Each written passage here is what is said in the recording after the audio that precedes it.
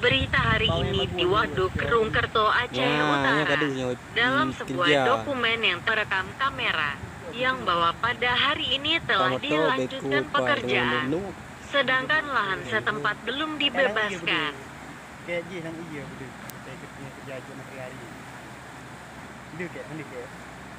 Apabila masyarakat setempat turun ke lapangan pekerjaan, jika jadi kerusuhan ataupun hal-hal yang tidak diinginkan, siapakah yang bertanggung jawab atas kejadian ini?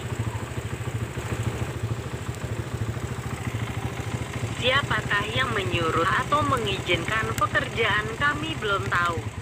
Hanya sekian informasi dari masyarakat setempat. Terima kasih.